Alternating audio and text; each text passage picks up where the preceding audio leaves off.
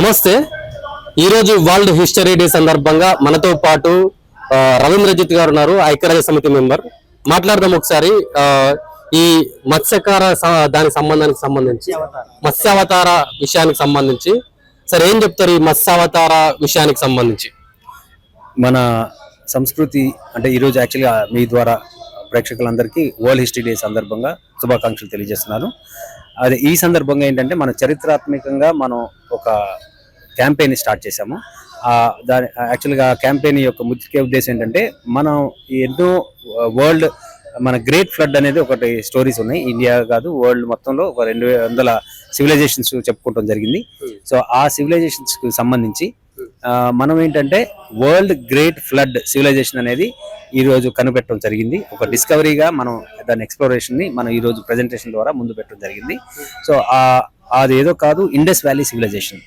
మనం ఎక్కడైతే మనం చెప్పుకుంటామో మన సింధు నది సంస్కృతి అని, అదే మన ఇండస్ వ్యాలీ సివిలైజేషనే మన గ్రేట్ ఫ్లడ్ అంటే వరల్డ్ గ్రేట్ ఫ్లడ్ సివిలైజేషన్ అని మనం బలగుద్ది చెప్పొచ్చు అని చెప్తూ ఆ సివిలైజేషన్ మత్స్యావతార సివిలైజేషన్ అని చెప్పడం జరుగుతుంది. ఏంటి అసలు ఈ మత్స్యావతార సివిలైజేషన్ అంటే?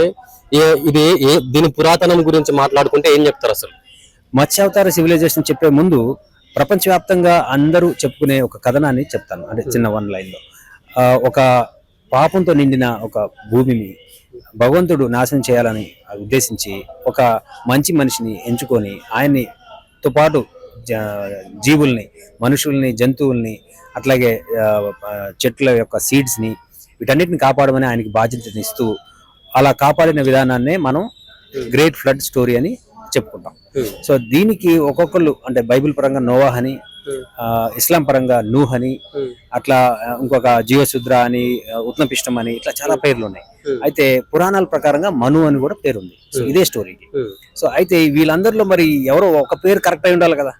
అన్ని పేర్లు ఒకే ఆయన పెట్టుకోవడం ఉండదు కదా. అంటే ఇప్పుడు నా పేరు రవీంద్రజిత్ అంటారు, రవి అంటారు, కన్నా అంటారు, బుల్లి అంటారు, చాలా పేర్లు ఉన్నాయి నాకు. సో అట్లా ఒక మనిషికి అన్ని పేర్లు పెట్టడం జరిగిందా, అసలు పేరు ఏంటి అని కనిపెట్టాలనే ఉద్దేశంగా ఆ దిశగా మేము స్టార్ట్ చేసి మేము రీసెర్చ్ చేయగా అక్కడ మత్స్యావతారానికి సంబంధించిన కథనానికి ఎన్నో ఎవిడెన్సెస్ మ్యాచ్ అవటం చాలా ఆశ్చర్యం కలిగించింది మాకు. సో అందుకనే ఇది వరల్డ్ గ్రేట్ ఫ్లడ్ సివిలైజేషన్ అని చెప్తూ, ప్రపంచాన్ని మూలాలు ఇక్కడి నుంచే స్టార్ట్ అయినని చెప్తూ, ఇది ఎక్కడితో కాదు, మన భారతదేశాన్ని, మన భారత సంస్కృతికి ఆ మూలాలు చెంది ఉన్నాయి. మనం మొత్తం దేశానికి అంటే ప్రపంచానికి మొత్తానికి కూడా మనమే మాతృతత్వాన్ని కలిగి ఉన్నామని చెప్పడానికి ఈ రోజు. ఇప్పుడు ఖురాన్ కు సంబంధించిన కానీ బైబిల్ కి సంబంధించిన అంశాలలో దీనికి సంబంధించిన అంశాలు ఏవైతే ఉన్నాయో అవి తప్పు అంటారా, లేకుంటే అవి ఒప్పు అంటారా? తప్పు ఒప్పు గురించి మాట్లాడలేదండి. అందరూ ఏం చేశారంటే కలిసి కట్టుగా అందరూ ఒక కథని రాశారంటే, అందరూ దాన్ని సాక్ష్యం పలికారంటే అది అందరిది అని అర్థం. కాకపోతే ఇప్పుడు మనం ఎక్కడ జరిగింది అనేది మనం చెప్తున్నాం, ఇక్కడ జరిగింది అని చెప్తున్నాం. ఇప్పుడు మనం ఎక్కడో అమెరికాలో జరిగింది, అమెరికాలో ఇప్పుడు నోవాహ్ మ్యూజియం ఒకటి పెట్టారు, ఆర్క్ మ్యూజియం అని. అక్కడ జరగలా, కానీ వాళ్ళు ఆ సంస్కృతి వాళ్ళకి తెలిసిన దాన్ని వాళ్ళు అందరికి ప్రదర్శనలో పెట్టారు. నేనేమంటున్నా అంటే మన ఇండియాలో జరిగిందని తెలిసినప్పుడు మన ఇండియాలో గుజరాత్ లో ఎక్కడైతే లోతాల్ అనే ప్లేస్ లో మనం కనిపెట్టడం జరిగింది, అక్కడ అసలు ఈ నోవాహ్ ఆర్క్ అనేది ఎక్కడైతే అక్కడ పెట్టారో ఇక్కడ మనూస్ ఆర్క్ అనేది ఇక్కడ మనం పెట్టాలనేది మనం గవర్నమెంట్ కి సూచించే పరిస్థితిలో మేము ముందుకెళ్తున్నాము. అక్కడ ప్రభుత్వంతో మాకు మంచి సంబంధాలు ఉన్నాయి. ఆల్రెడీ మేము జై ద్వారకా క్యాంపెయిన్ అని ఒకటి చేయడం జరిగింది. ఎక్కడైతే మోడీజీ గారు ద్వారకా సముద్ర గర్భంలోకి వెళ్ళి ఆయన దర్శించుకొని వచ్చారో అక్కడికి మేము అంతకంటే లోతుగా 100 అడుగుల లోతులోకి వెళ్ళి మేము శ్రీకృష్ణ జలజప దీక్ష చేసి ఆ ద్వారకా ఎక్స్కవేషన్స్ 2005లో నిలిపివేసిన వాటిని మళ్ళీ రీస్టార్ట్ చేయడానికి కోసం 2024లో దీక్ష చేయగా 2025 నుంచి స్టార్ట్ అయినాయి. ఇవన్నీ కూడా మీరు చూడొచ్చు, న్యూస్ లో ఉన్నాయి.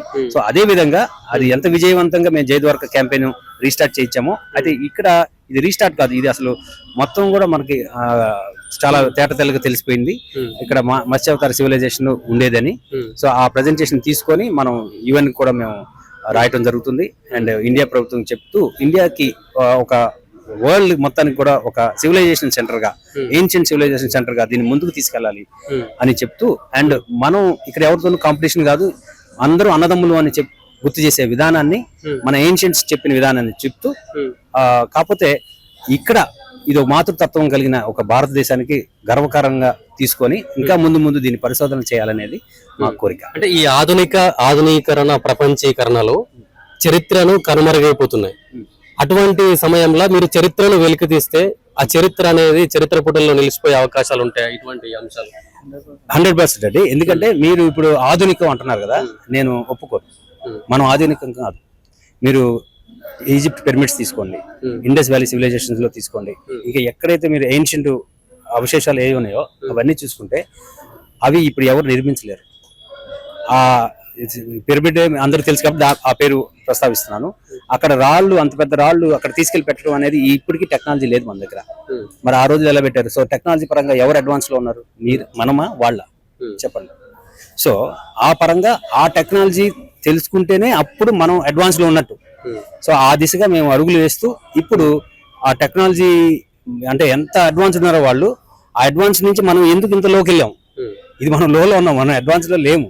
సో ఈ దీనికి కారణం తెలుసుకొని ఆ అడ్వాన్స్ కి వెళ్ళాలంటే మనం ఏం మిస్ అయ్యాము, అసలు మన పూర్వీకులు ఏదో దాచారు మన కోసం, ఆ మెసేజ్ మనం అందరం తెలుసుకోవాలనే ఉద్దేశంతో మేము ఈ కార్యక్రమాన్ని స్టార్ట్ చేసాం. సో మీరు ఈ కార్యక్రమం మొదలు పెట్టినప్పుడు ప్రభుత్వాలు మీకు ఏ రకంగా సహాయపడ్డాయి? ఇప్పుడు రానున్న రోజుల్లో కూడా ప్రభుత్వంతో ఎట్లా కోఆపరేట్ కాబోతున్నారు? నేను ప్రతిసారి ఇప్పటికి save the heart of the world అని హుస్సేన్ సాగర్ ని హృదయ ఆకారంలో ఉందని చెప్పి అలాంటివి ప్రపంచంలో ఎన్నున్నాయని అన్నిటిని రీసెర్చ్ చేసి UNWTO ఒక రాసి హార్ట్ ఆఫ్ ద వరల్డ్ అనే గుర్తింపుని 2013లో నేను తెప్పించిన వాడిని నేనే. సో మీరు అది కూడా న్యూస్ లో చూడొచ్చు, వికీపీడియాలో చూస్తే Hussain Sagar is heart of the world అని ఉంటుంది. అది ఆ ఘనత తెప్పించింది మా సంస్థ. సో అట్లా మేము అది ప్రపంచవ్యాప్తంగా తిరిగాం, కొన్ని దేశాలు తిరిగి ప్రచారంలో తీసుకొచ్చాం. అప్పుడు ప్రభుత్వం బాగా సహకరించింది. అలాగే జైద్వారకా క్యాంపెయిన్ చేసాం, అది కూడా ప్రభుత్వం చాలా సహకరించి మాకు అక్కడ మేము టూరిజం మినిస్టర్ గారి ఆధ్వర్యంలో పెద్ద పెద్ద ఈవెంట్స్ చేయడం జరిగింది. సో ఇప్పుడు అట్లా ప్రతిసారి కూడా నేను హైదరాబాద్ వాస్తవుడుగా, తెలంగాణ వాస్తవుడుగా నేను ఇక్కడ ప్రెస్ క్లబ్ లో నేను ప్రెస్ కాన్ఫరెన్స్ పెట్టడం అనేది నా యొక్క సెంటిమెంట్. సో అందుకని నేను ఫస్ట్ ఇక్కడ పెట్టి, సో ఇది కూడా డిస్కవరీ కాబట్టి ఎవరికి నేను ముందు మనం అందరికి చెప్పి ఇక్కడ అన్ని చేసేది కాదు. సో ఇక్కడ ఫస్ట్ ప్రెజెంటేషన్ ఇక్కడ ఇచ్చాం, ఇది సెంటిమెంట్ ప్లేస్ నాకు. సో ఇక్కడ నుంచి ఇప్పుడు మన అందరికి కూడా మెయిల్స్ వెళ్ళిపోయి వారు కూడా పిలుస్తున్నారు, ఆహ్వానిస్తున్నారు గుజరాత్ ప్రభుత్వం. సో అక్కడికి వెళ్ళి వారికి ప్రపోజ్ చేసి అక్కడ ఈ మనూస్ ఆర్క్ అని, అండ్ ఇంకోటి ఏంటంటే వరల్డ్ ఫ్లడ్ డే అనేది February 18th మనం వరల్డ్ ఫ్లడ్ డేని 2027లో లోతుల్లో మనం నిర్వహించబోతున్నాం. అది గుజరాత్ గవర్నమెంట్ కి చెప్పడం జరిగింది. సో ఆ February 8th ఎందుకంటే మన శ్రీకృష్ణ భగవంతుడు మనం ఈ ప్రపంచాన్ని విడిచి వెళ్ళిన దినంగా మనం దాన్ని, అంటే అప్పుడు ప్రళయం వచ్చిందని అందరూ చెప్పుకుంటారు కాబట్టి ఆ దినాన్ని మనం ప్రపంచవ్యాప్తంగా వరల్డ్ ఫ్లడ్ డేగా మనం గుర్తించేటట్టుగా UN కి మన ప్రభుత్వం రాసి ఆ గుర్తింపు తీసుకురావాలని దానికి మొదలు పెడుతూ ఆ ఫస్ట్ ఈవెంట్ గా మనం అక్కడ లోతాల్లో చేయాలనే ఉద్దేశంతో ఉన్నాము. అలాగే మణిపూర్ అనే పేరుని ధోలావీరకు కూడా నామకరణం చేయాలని, ఇట్లాంటి కొన్ని అంశాలతో మనం ముందుకెళ్తూ, అలాగే ఏదైతే మన ఇండస్ వ్యాలీ సివిలైజేషన్స్ లో ఉన్నాయో వాటికి world great flood civilisation tourism circuit లాగా టూరిజం ని పెంచాలని, స్పిరిచువల్ టూరిజం అవ్వచ్చు, లేకపోతే వరల్డ్ ఇంటర్నేషనల్ టూరిజం అవ్వచ్చు. ఎందుకంటే అందరికి ఇది మన ఒక్కరికి సొంతం కాదు, అందరికి సొంతం. కానీ మన ప్లేస్ లో ఉన్నప్పుడు మనకు కొంచెం ఆధిపత్యం ఉంటది, అంతే, ఇంకేం లేదు. సో కానీ అందరూ ఆధిపత్యం ఉందంటున్నాను, అదే అంటున్నాను. మన ప్లేస్ ఇప్పుడు మీ ఇంటికి వస్తే మీరు ఆధిపత్యం ఉంటుందా, నా ఆధిపత్యం ఉంటుందా చెప్పండి. సో అట్లా మన ఇంటికి వచ్చినప్పుడు ఆధిపత్యం ఉంటది, అలాగే మనం ఆతిథ్యం కూడా ఇస్తాం. అది మన సంస్కృతి. సో అది అందరికి తెలిసే విధంగా మనం చెప్పాలనే ఉద్దేశంతోనే ఈ క్యాంపెయిన్. అంటే ఇప్పుడున్న సిచ్యువేషన్ లో పాశ్చాత్య సంస్కృతి కూడా మన భారతదేశంలో విపరీతంగా పెరిగిపోతుంది కదా. సో ఏం చెప్తారు దానికి సంబంధించి? అదే ఇప్పుడు నేనేమంటానంటే రివర్స్ మెకానిజం స్టార్ట్ అవుతుందంట. అక్కడ మీరు ఇక్కడ ఉన్నారు కాబట్టి ఇక్కడ చూసి మాట్లాడుతున్నారు. మీరు అదే ఇలాగే మీరు ఈ మైక్ తీసుకెళ్లి మీరు యుఎస్కి వెళ్ళండి, అక్కడ ఇండియన్ సంస్కృతి ఆల్రెడీ స్టార్ట్ అయింది.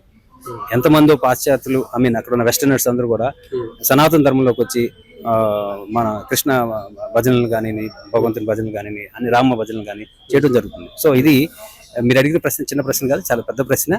సో ఇది రివర్స్ మెకానిజం లో ఆల్రెడీ స్టార్ట్ అయింది. సో అదే మన ఇండియాలో మీరన్న ఏదైతే వెస్టర్నైజ్ అవుతున్నామో ఆ వెస్టర్నైజ్ ని మనం ఎదుర్కోవటం అంటే ఏదో యుద్ధం కాదు, ఒక అంటే జ్ఞానం, ఎంతో జ్ఞానం ఉంది, ఎంతో మంత్రతత్వాలు కానీ అన్ని కలిగిన ఒక చాలా అంటే లోతైన జ్ఞానం కలిగిన పురాణాలు మనవి. సో వాటిని ప్రజల ముందుకు తేవాలి, అందరికీ మేలుకొల్పి తీసుకురావాలి. అంటే ఇప్పుడు మీరు చెప్పినట్లుగానే భారతదేశం అంటే ప్రాచీనమైన నాగరికత ఉన్న దేశం. అటువంటిది ఇస్లామిక్ రాజ్యాలు మన భారతదేశానికి తరలి వచ్చి మన నాగరికతను మొత్తం సర్వనాశనం చేసినాయని చరిత్ర పుటల్లో కొన్ని భాగాలు ఉన్నాయి. సో ఇస్లాం మతం వల్ల మన భారతదేశానికి ఎటువంటి ప్రమాదం ఉంది? వారు నాశనం చేశారనే కంటే వారు లబ్ధి పొందారనే పదం నేను వాడతాను. ఎందుకంటే మన దగ్గర నుంచి సంస్కృతిని తీసుకెళ్లారు, బంగారాన్ని తీసుకెళ్లారు. కానీ బంగారం ఈజ్ నథింగ్ బట్ మనకు మన చరిత్రకు సంబంధించిన కానివ్వండి, మన జ్ఞానం కానివ్వండి, వాటిని వాళ్ళు దాచిపెట్టారు మన దగ్గర నుంచి. అది ఆ దాచిపెట్టడమే కాదు, వారు దాన్ని వేరే విధంగా వాళ్ళు వాడుకునే విధానం. నేను టాకింగ్ అబౌట్ ఓన్లీ ఇస్లాం. అందరూ ఈవెన్ బ్రిటిష్ వాళ్ళు అవనండి, ఎవరు వచ్చినా కూడా వారికి తెలుసు ఎంత సత్తా ఉన్న దేశం ఈ భారతదేశం అని. అందుకే వారు అందరూ కూడా దీన్ని ఇక్కడ ఉన్న అన్ని విశేషాలని మన దగ్గర దోచుకోవడం జరిగింది. ఏంటంటే ఇస్లాం క్రిస్టియన్ మతం భారతదేశంలో పెరిగిపోతే ఎటువంటి నష్టాలు సంభవించవచ్చు? సబ్జెక్ట్ అది కాదు. యాక్చువల్ గా మనం అందరూ ఏంటంటే ఈ భారతదేశమే, మీరు ఎక్కడ వరల్డ్ మొత్తంలో కూడా సివిలైజేషన్ మనం రిలీజియస్ పరంగా చూస్తే ఎక్కువ రిలీజియన్స్ ఉన్న దేశం మన భారతదేశం. దీనికి మూలమే ఈ మత్స్యావతారం యొక్క సివిలైజేషన్ అని అంటారు.